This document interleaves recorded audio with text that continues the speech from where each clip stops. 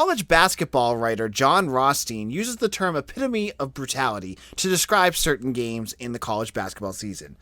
There is no better term than the epitome of brutality to describe what happened to Boston College on Saturday against Wake Forest. We're going to jump all into this gigantic mess on today's Locked On Boston College. You are Locked On Boston College, your daily podcast on the Boston College Eagles, part of the Locked On Podcast Network, your team every day.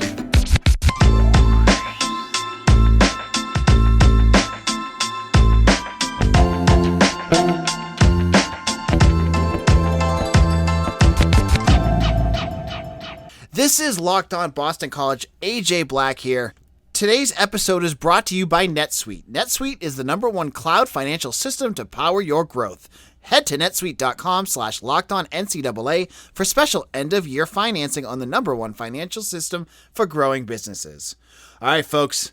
Boston College ends their season at 6-6. It was a ugly game on Saturday at Chestnut Hill. I was in attendance. I was in the press box watching as Boston College loses the season finale, the regular season finale, to Wake Forest, 41-10.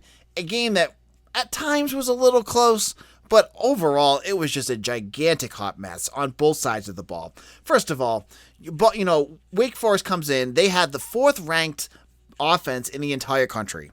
They were able to move the ball efficiently against any team that they played against that was not coached by Brent Venables. And they put up 70 points against Army. They put up 40 points against NC State. You knew they were going to be tough. Well, they were tough. And they scored 41 points basically in 3 quarters against BC, because the 4th quarter was just basically the Demon Deacons just running the ball to kill the clock and getting out of there with the ACC championship, or ACC title opportunity. Boston College just could not get out of their own way. Now, heading into this game, you're going to have some context, right? There were 2 major factors, I thought, going into this game that could be a big reason why Boston College was going to be majorly an underdog heading into this. One was the flu. The second was Phil Jurkovec's wrist. Okay, so first of all, let's dive into these things. And I'm not making excuses. Before you say that I'm making excuses about this, I am not. There's reasons I will get into why these things were part of it, but also there was bigger things that happened that were also part of the reasons why BC got blown out. First of all, the flu. It was confirmed on Saturday, 35 players on Boston College's roster missed time on this week due to the flu. After the game, Hafley acknowledged that they missed practice on Wednesday and Thursday, and that Phil Jurkovec had the flu. Almost the entire offensive line, I believe, had the flu. There was you name a position, there was a starter that had the flu. Now, you may say, I got people tweeting me and saying, just take some Theraflu and some Dayquil and you'll get better. Okay, great. So I've had the flu before, and it knocked me on my butt. And I was able to get back together and do some things in 2 days. But you know what I do? I work in front of a computer all day. I still struggled through that. I'm not chasing Sam Hartman across the field. I am not trying to dodge a 300-pound defensive tackle. It's a little different. I don't think, I'm a runner. I've done running in my life. I was a marathon runner for a while. I did 2 marathons in my life. I've done a whole bunch of half marathons. If I had the flu that week of any of those, I know I couldn't have done it. So I'm not giving them an excuse, but I'm telling you, when you if it's literally the flu, which is what they were saying, that could definitely take you down a notch. So that was one thing that popped out. The second thing was Phil Jurkovec's wrist. Now, it's mind-boggling to see a few things about his wrist. First of all, Hafley earlier this week said that when he came back, his wrist was about 50%, which makes sense. When we watched the Virginia Tech game, he could barely throw the ball. Then you saw Georgia Tech, and he looked like a little different. He was able to pass it. He was able to run it. He did some things. And against Florida State, he was up and down, but mostly down in that game. Well, we saw mostly, if not all down, on Jurkovec in this game. He just did not look right. He could not get, he clearly was sick, first of all. Second of all, his wrist didn't look all that great. So he's playing behind the ball. Third of all, and this is the one the fans want to get on the most, was the play calling. I don't understand anything that was going on that offensive side of the ball. It just seemed like they were setting themselves up to fail this game.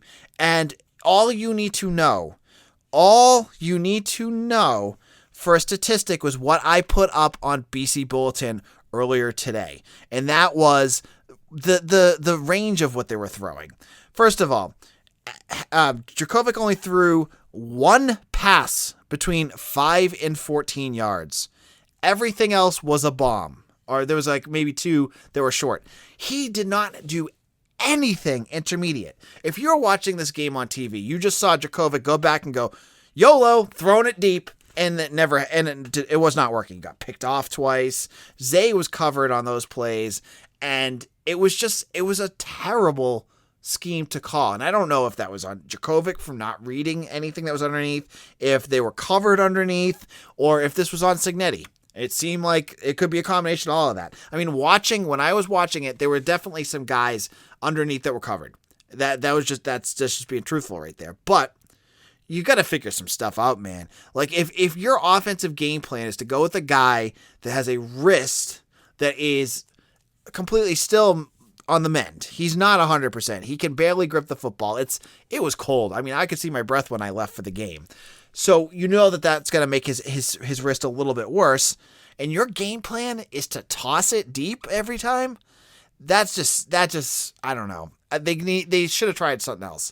And they did at different points. It was just not working. So they almost went back to the Georgia Tech game plan where they did a lot of read option kind of stuff with Jurkovec, and it was working.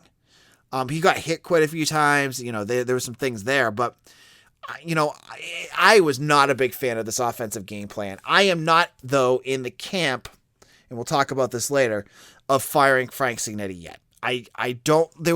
You cannot make a compelling case to me that he needs to go. You can say that you want him to go, but I still don't think it's the right move to make. And that's where I'm going to stay with that. So you look at this game. You look at the offense the second half. I mean, the game was only, I think it was like a 10 or 14 point game going into halftime. BC gets the ball back. They go into the second half, and the play of the game happens in the second half. And I hate to rip on the refs, but it was an absolute crap call. So they do an end around with Zay. You know, everyone's complaining that they're not getting Zay the ball. They do it here. They do it in a way to let him do something. And Phil Jurkovec absolutely destroyed the Wake Forest defender, like on a block. Like, so Zay's coming around. Phil has to just set the block to make sure that guy doesn't get him. And instead of just like, you know, the usual quarterback where they just kind of, you know, rub off on him and then the guy slows down enough so the other guy can go, Phil just levels him. Gets called for a blindside block. The Wake defender was aiming at Zay Flowers, who was right behind Jurkovec. So it was not a blindside block. And it negated an 80-yard touchdown run. That was the game right there. Everything after that it just all tailspinned after that. But that was the game right there. They had it, at least, you know, the ability to get back into it, and it could have changed the whole complexion of the game. But of course, one thing goes off and everything falls apart. So we'll get into some of the other nitty-gritties of this game. And later on, we're going to talk about Jeff Hafley and his comments on the coaching carousel. Those are something you're not going to want to miss. All right, college football fans, have you heard about PrizePicks? PrizePicks is daily fantasy made easy. I love this, and I know you will too. PrizePicks is a leader in college sports and daily fantasy. They offer more college football props than anyone in the world. It offers all the star players of the Power 5, as well as mid-major players you might not even have heard of. PrizePicks offers any prop you can think of, from yards to touchdowns, even interceptions throws. I'm telling you, this weekend I went in, and you can make any pick you want, but you could go with, like, for Sunday Night Football, you could have went with Lamar Jackson for touchdown passes and Nick Chubb for yards run, and you could just have a good time watching it, and it's so easy to play, super easy to learn, and a lot of challenge, but you win money, and it's always fun. Use the award-winning app on both the App Store and Google Play. Entries can be made in 60 seconds or less. It's just that easy. PrizePicks is safe and offers fast withdrawals. Again, just head on over to PrizePicks.com and use that promo code LOCKEDON. They're going to give you a 100% instant deposit match up to $100. Easy win right there, right? So head on over to PrizePicks.com and use promo code LOCKEDON. PrizePicks is daily fantasy made easy. This is Locked On Boston College. AJ Black here. We are dissecting the lifeless corpse of this game that was on Saturday. A game which Boston College lost 41-10. Usually we're joined by Mitch Wolf, but Mitch is under the weather today, so he was not able to join us. And I love having him on. I know you guys do too. So hopefully we'll get to talk to him for bowl season and all sorts of goodies coming up. And if he's better, he'll talk to us tomorrow about Steve Adazio getting ejected for could be his final game in Colorado State.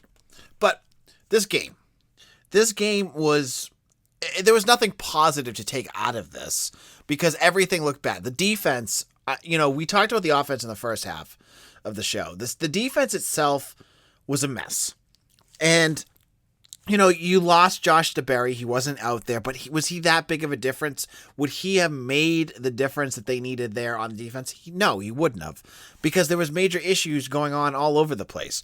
They couldn't get to Sam Hartman consistently. And for the folks that were saying they needed to blitz more, BC was blitzing. They just weren't getting to him because Wake Forest's offensive line was holding up. I saw linebackers flying in, corners, safeties. BC tried some stuff. They just couldn't get into Sam Hartman.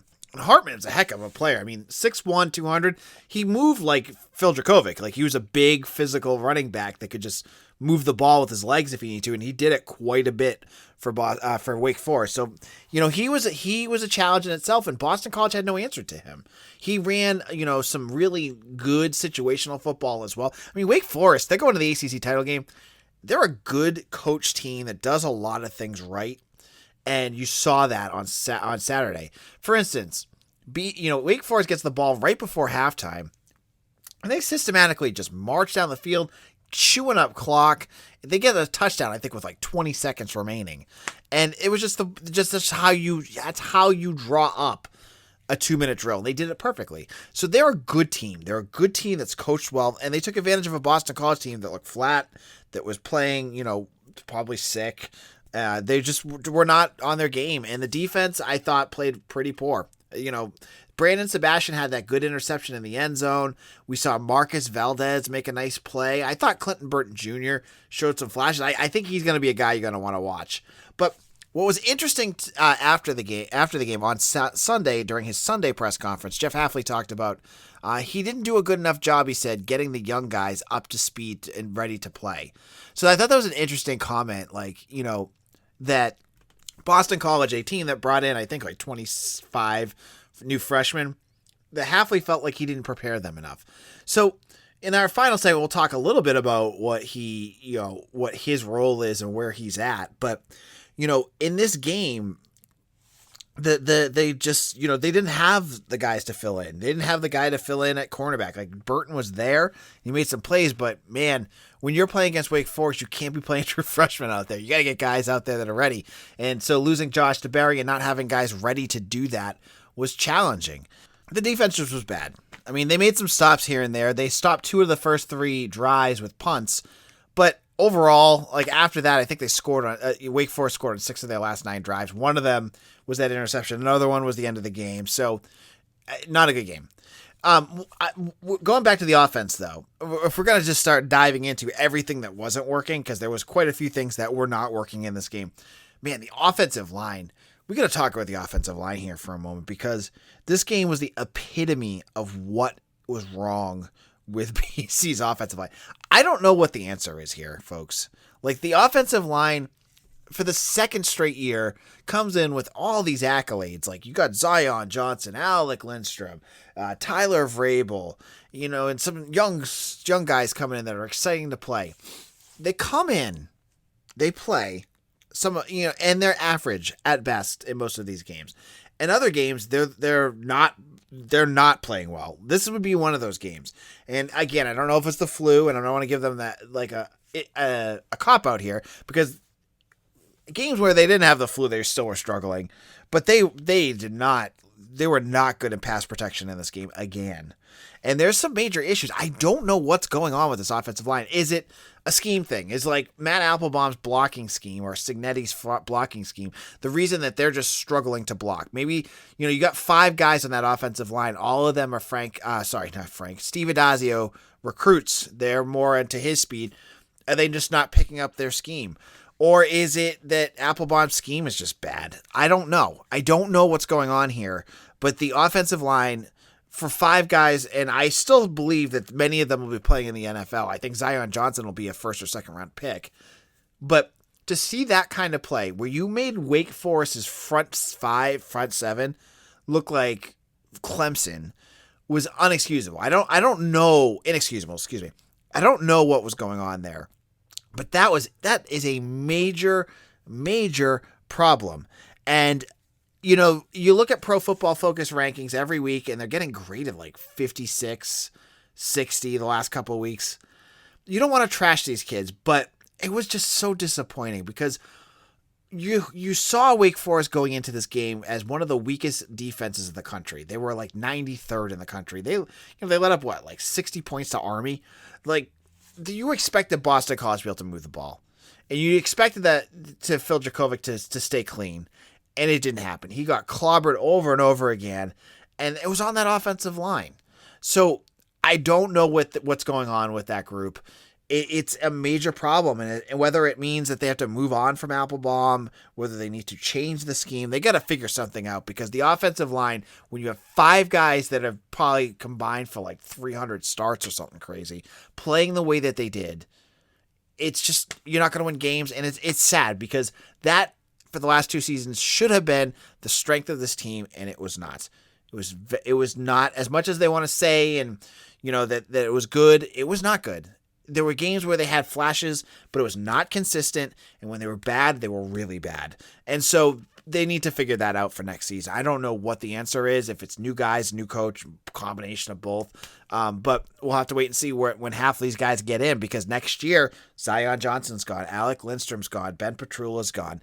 You have only 2 guys remaining. You're going to be bringing in Drew Kendall, Jack Conley, and probably like Kevin Klein or something like that as your other tackle. You're going to have some new guys in there that are Hafley guys. So maybe those are the guys that are going to play better, but I don't know. We'll have to see what Hafley does this offseason to address this issue, because you can't let Jurkovec holds onto the ball too long in general, and he needs to get rid of it quicker, but the offensive line didn't do him favors either. And that was just my gripe. So in our final segment, I want to talk about Jeff Hafley. I want to talk about this coaching carousel discussion and give you my thoughts on where Boston College stands there, and if Boston College fans should be worried, or is it just hoopla. So this is it. The putt to win the tournament. If you sink it, the championship is yours. But on your backswing, your hat falls over your eyes. Is this how you want to run your business? Poor visibility because you're still relying on spreadsheets and outdated financial software. To see the full picture, you need to upgrade to NetSuite by Oracle. NetSuite is the #1 cloud financial system to power your growth. With visibility and control of your financials, inventory, HR, planning, budgeting, and more, NetSuite is everything you need to grow, all in one place. With NetSuite, you can opt to automate your processes and close your books in no time, while staying ahead of your competition. With 93% of surveyed businesses increasing their visibility and control after upgrading to NetSuite. Over 27,000 businesses already use NetSuite, and right now, through the end of the year, NetSuite is offering a one-of-a-kind financing program to those ready to upgrade at netsuite.com/LockedOnNCAA. Again, head to netsuite.com/LockedOnNCAA for special end-of-year financing on the #1 financial system for growing business. Again, that's netsuite.com/NCAA. It's that time of the year. It's the best Monday of the year. It's Cyber Monday. And Built.com is the place to aim your mouse. Get at least 20% off everything delicious and healthy. That's 20% off site-wide. And even bigger discounts on Built Boost, Broth, and Built Swag. A brand new Built Bar flavor has landed just in time for Cyber Monday, and it's my wife's favorite. She tried this out last week, the Caramel Almond Delight. And it delivers everything it promised. Caramelized chocolate, check. Almonds, check. Delightful double check. Be sure to get yours before they're gone, because it's only 150 calories and 17 grams of protein. And this season, maybe you're craving white chocolate. For a limited time, get a special new Built Bar Puffs flavor, white chocolate cheesecake. This yummy protein-filled treat with marshmallow center covered in white chocolate. I just had this before I recorded. I was hungry. I had a pretty light dinner. This really hit the spot because I was starving, and it was delicious. Only 140 calories and 17 grams of protein. 'Tis the season to save and to get your taste buds the gift of Built Bar. Go to Built.com for these incredible tasting new bars and 20% off everything. Head to Built.com and enter LOCK20 before it's too late. This is Locked On Boston College, AJ Black. Thank you all for listening. This is the end of the regular season. I can't believe Boston College football is over. That's the one thing about college football that floors me, just how quickly the time flies. It feels like we were just kicking off against Colgate 2 weeks ago, but 12 weeks, 13 weeks, and we're over, and we're heading into bowl season. We'll have to see.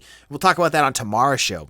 Where the bowls are going to play out and where we think Boston College could go. And there's a couple of options, and we'll talk about all of that. And before we do that, we're going to talk today. I'm going to wax a little poetic about Jeff Hafley, because over the weekend, there were some rumors starting to buzz around about Jeff Hafley possibly heading to another school, or there was interest in him from another program. And credit to Jeff Hafley, because he got out in front of that very quickly, discussing it in his press conference on Sunday. Now, when he was asked by reporters to address it, he thanked the press for waiting to the end of the season. But he said, and here's his quote, "I didn't come here just to be here for a short period of time and leave. I believe in Boston College, and I believe that if we build it the right way, in time we can win here consistently. I knew it would be hard when I got here, and there are certain things, obviously, I need to do better. But I do not plan on leaving. I plan on being here for a long time. I plan on building it the right way, with good people. I plan on developing players. I plan on winning here." So that was Hafley's discussion. Now, if you were curious of what the rumors were, footballscoop.com, who's been pretty good at certain times, they had him rumored as one of the finalists for the Washington Huskies job. I haven't heard anything else about that, and I know Washington is going to be announcing their coaching job on Monday, so unless something weird happens, it won't be Hafley. I'm hearing Kalen DeBoer of Fresno State, or possibly Brian Harrison of Auburn, though I think there's some vaccination issues there, and I know the Washington State had that issue, so I don't think it'll be him. Maybe it's going to be the Fresno State guy. But what really is Hafley in terms of the coaching carousel right now? Is he attractive? Is he someone schools are going to look at? Now, first of all, you have to realize the coaching carousel is crazy this year, because a lot of the top names that you expected to go have signed on to lucrative big deals to stay with their school. James Franklin, Mel Tucker, they took huge deals to stay where they're at, removing them from possibly the USC in Florida job. So those were big ones to keep that were taken off the board. So you see them starting to go down the list a little bit more. Now, Florida, they just hired Billy Napier from the University of Louisiana, and USC just hired Lincoln Riley, which was crazy. But so Oklahoma will have an opening, but they're not going to go for a guy like Hafley. So you could see some programs that could be interested in him, because the top name programs are going to top name recruits or coaching candidates are gone. But he's now 12-11. He hasn't won a big game. He really hasn't done anything that should open eyes. Now, as a fan, you're like, oh, he's 12-11. Who's going to hire him? Of course, a school like Florida, a school like LSU, USC, Oklahoma, they're not going to hire Jeff Hafley yet. That would be insane. Their coaches, their fan base would kill them, because Hafley hasn't done anything. Those programs demand, the top of the crop, and he's not there yet. And that's fair to say, right? He's not there yet. But a school like Washington, could they look at a Jeff Hafley and go, okay, he hasn't won yet, but we see a guy that's going to build something here at our school that could, in fact, do something for us, and just take a little bit more time. Maybe he's not there yet, but we're a school that's, we're not a blue blood. We want a guy like him because we can see the future with him. I could definitely see that. Now, I also know I could definitely not see Jeff Hafley having any interest in a school like Washington, because he's got 2 young kids. He's got a family. He just moved here. And, coaches speak certain ways. So I think he's sincere when he says he wants to stay at Boston College. But I think he's also hedging a lot of his words. Like, you can read this a whole bunch of different ways and say, I don't plan to leave here. I don't plan to leave here. He says that a bunch of times. That is a little worrisome, because that to me sounds like, okay, I'm not planning on it now, but what if the biggest job that I would love just falls in my lap? What if, I don't know, Jim Harbaugh heads off to the NFL and Michigan offers him the job? Would he plan on leaving there? Probably. So, a lot of fans are like, oh, wipe my hands. Jeff Hafley's staying at Boston College. I didn't read it this way. I do think he's being sincere, but he's also giving himself the wiggle room and the words to say like, oh, I wasn't planning on it. Here's what could happen. And I really don't think it says what people think it says. Like, I think he's saying that he does plan on returning to Boston College, but maybe just the right job hasn't jumped out at him right now. So, he's being sincere, but he's also being very careful with the words that he uses. And that's fair. He's a coach and that's what he's going to do. And so to kind of conclude, I mean, I see fans like, man, I saw people saying we should fire Jeff Hafley, that we've got a loser. He's a Dazio. He's a coach that's coached 20 games. He is what he is right now, but you got to give him a little bit of a break here, right? I'm not saying he's not perfect. He's made mistakes, but he is a young coach that's coached 20 games. We remember this happened. This is why we hired him. We knew that he would be a young coach and he'd be learning on the fly. He's not Bill O'Brien. He is not, Tom Herman, a coach that's done this for years. And that when you bring him in, you know what you're getting. He's a coach that is figuring things out, and he's going to take a little while. I mean, I said it on Twitter. I said it on our private Discord. Dave Clawson, I asked someone who was saying, oh, who's going to hire a 6-6 coach? I said, Dave Clawson, what do you guys think of him? Oh, love Dave Clawson. He's a great coach. He's got Wake Forest going all over the place, right?